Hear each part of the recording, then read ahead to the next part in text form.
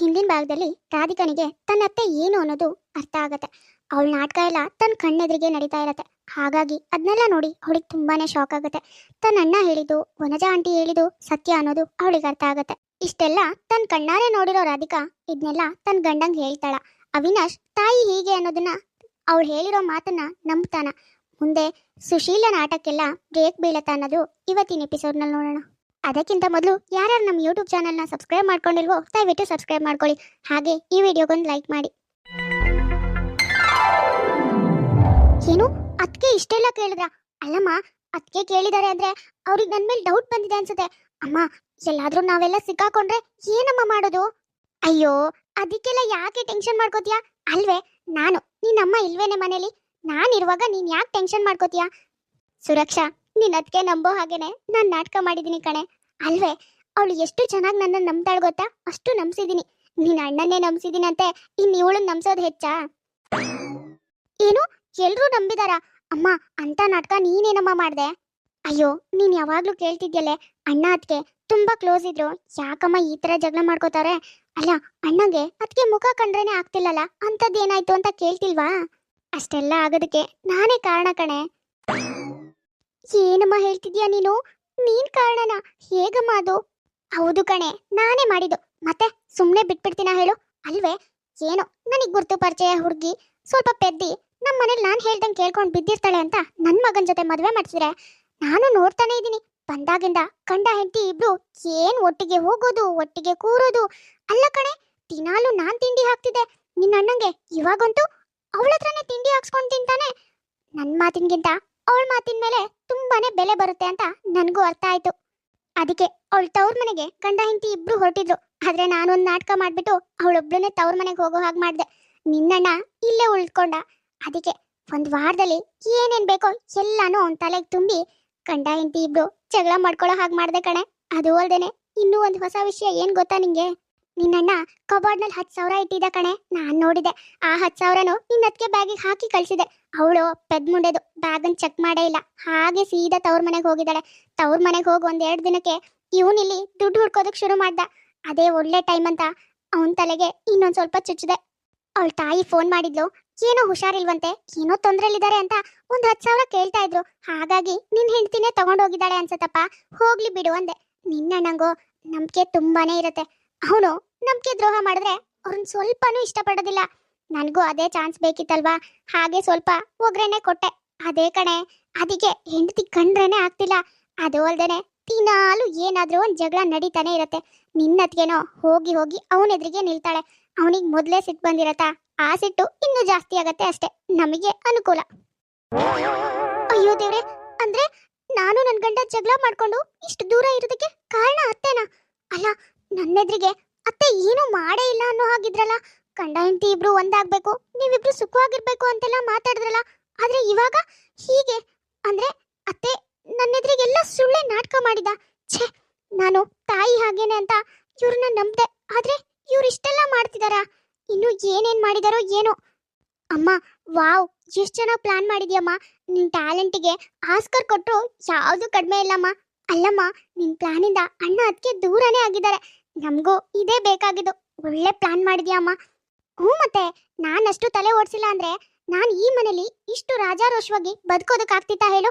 ನಿಮ್ಮಿಬ್ರನ್ನ ಅಣ್ಣ ತಂಗಿನ ಇಷ್ಟು ಚೆನ್ನಾಗಿ ನೋಡ್ಕೊಳ್ಳೋದಕ್ಕಾಗ್ತಿತ್ತಾ?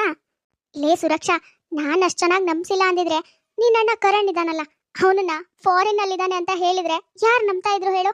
ನೋಡು, ಇಲ್ಲೇ ಆಜ್ಬಾಜಲ್ಲಿ ಇದ್ಕೊಂಡು ಫಾರಿನ್ ಅಲ್ಲಿದ್ದಾನೆ ಅಂತ ಅವನಿಗೆ ತಿಂಗಳ 50,000 ಕಳಿಸ್ತಾ ಇದ್ದೀನಿ. ಹೇಗೆ? ನನ್ನ ಟ್ಯಾಲೆಂಟಿಗೆ ಯಾರಾದ್ರೂ ಆಸ್ಕರ್ ಕೊಡ್ಲೇಬೇಕು ಕಡೆ. ಅಯ್ಯೋ, ಇವ್ರೇನ್ ಹೇಳ್ತಿದ್ದಾರೆ? ಅಂದ್ರೆ ನನ್ನ ಮೈದ್ನ ಫಾರಿನ್ ಅಲ್ಲಿ ಇಲ್ವಾ? ಅಲ್ಲ, ಫಾರಿನ್ ಅಲ್ಲಿ ಡಾಕ್ಟರ್ ಓದ್ತಿದ್ದಾನೆ ಅಂತ ತಿಂಗಳ ನನ್ನ ಗಂಡನ ಹತ್ರ 50,000 ಕಳ್ಸ್ಕೊತಿದ್ದಾರೆ. ಆದ್ರೆ ಈ ಅತ್ತೆ ನೋಡಿದ್ರೆ ಇಲ್ಲೇ ಆಜ್ಬಾಜಲ್ಲಿ ಇದ್ದಾನೆ ಅಂತ ಹೇಳ್ತಿದಾರಲ್ಲ. ಅಂದ್ರೆ ಇದೂನು ಸುಳ್ಳ? ಅಯ್ಯೋ ದೇವ್ರೇ.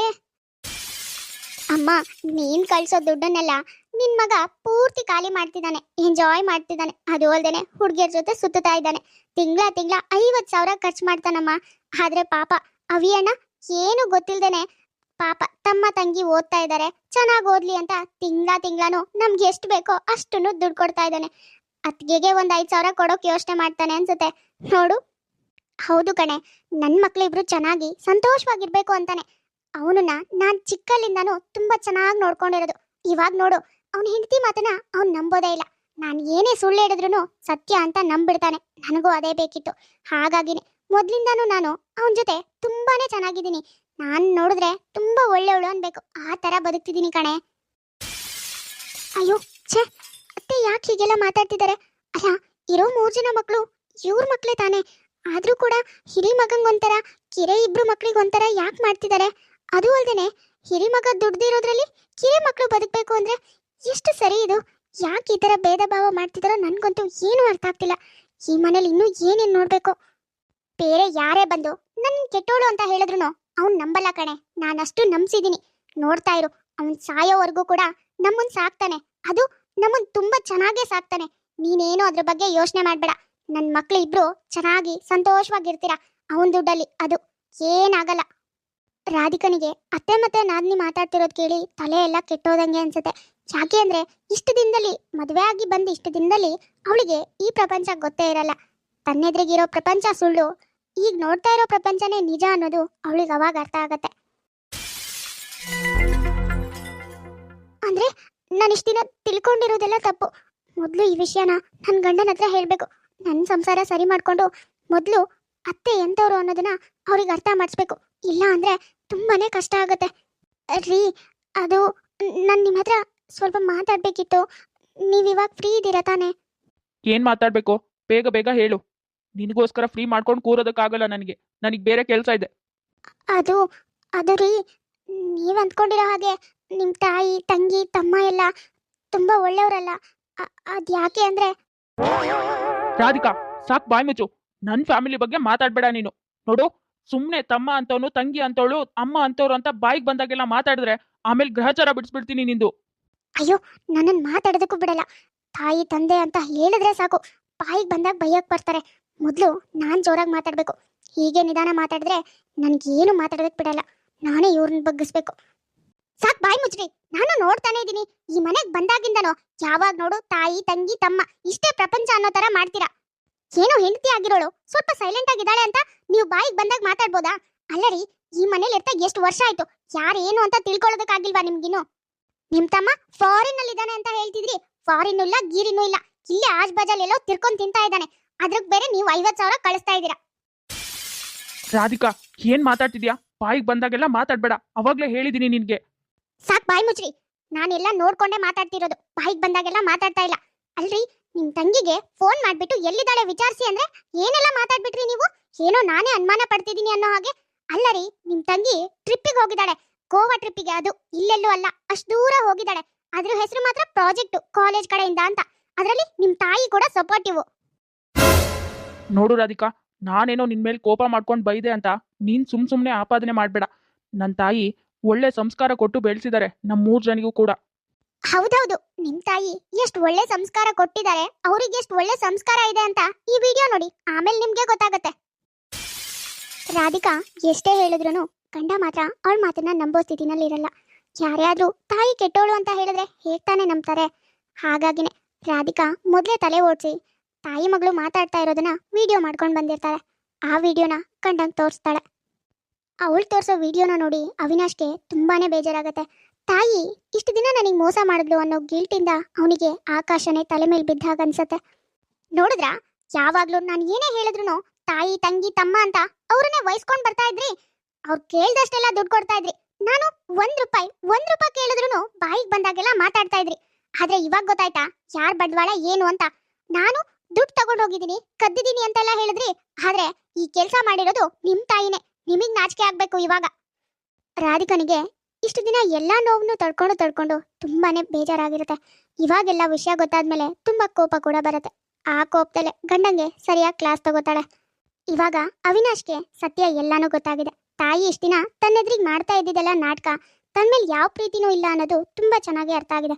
ಆದ್ರೆ 3 ಜನನೂ ಅವಳ ಮಕ್ಳೇ ಆಗಿರುವಾಗ ಯಾಕೆ ಹಿರಿ ಮಗನಿಗೆ ಮಾತ್ರ ಭೇದ ಭಾವ ತೋರಿಸ್ತಾ ಇದ್ಲು ಅನ್ನೋದು ಅವನಿಗೆ ಅರ್ಥ ಆಗ್ತಿರಲ್ಲ. ಮುಂದೆ ಇದನ್ನೆಲ್ಲ ಹೋಗಿ ತಾಯಿ ಹತ್ರ ಕೇಳ್ತಾನೋ ಅಥವಾ ಏನೂ ಕೇಳ್ದೇನೆ ಹಾಗೆ ಇರ್ತಾನೋ ಅನ್ನೋದು ಲಾಸ್ಟ್ ಎಪಿಸೋಡ್ನಲ್ಲಿ ನೋಡೋಣ. ಸುಮಾರು ಅವರು ಕಮೆಂಟ್ ಮಾಡಿದ್ರು ಅವ್ರ ಫ್ರೆಂಡ್ ವೀಣಾ ಅವರಿಗೆ ಹಾಯ್ ಹೇಳಿ ಅಂತ. ಹಾಯ್ ವೀಣಾ, ಹೇಗಿದ್ದೀರಾ?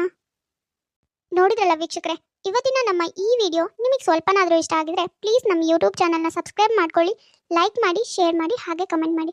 ತುಂಬ ಜನ ಹಾಗೆ ವಿಡಿಯೋಸ್ ನೋಡ್ತಾ ಇದ್ದಾರೆ. ಯಾರ್ಯಾರು ಹಾಗೆ ವಿಡಿಯೋಸ್ ನೋಡ್ತಾ ಇದ್ರೋ ದಯವಿಟ್ಟು ಸಬ್ಸ್ಕ್ರೈಬ್ ಮಾಡ್ಕೊಳ್ಳಿ. ಹಾಗೆ ಪಕ್ಕದಲ್ಲೇ ಇರೋ ಬೆಲ್ ಐಕಾನ್ನ ಕ್ಲಿಕ್ ಮಾಡಿ ಆಲ್ ಅನ್ನೋದನ್ನ ಸೆಲೆಕ್ಟ್ ಮಾಡಿ. ನೆಕ್ಸ್ಟ್ ನಾನು ಯಾವುದೇ ವಿಡಿಯೋ ಹಾಕಿದ್ರು ನೋಟಿಫಿಕೇಶನ್ ಬರುತ್ತೆ. ನೋಟಿಫಿಕೇಶನ್ ಮೂಲಕ ನೀವು ವಿಡಿಯೋನ ನೋಡ್ಬೋದು. ಸರಿ ವೀಕ್ಷಕರೇ, ನಾನಿನ್ನ ಹೊರಡ್ತೀನಿ. ನೆಕ್ಸ್ಟ್ ವಿಡಿಯೋದಲ್ಲಿ ಮತ್ತೆ ಸಿಗೋಣ.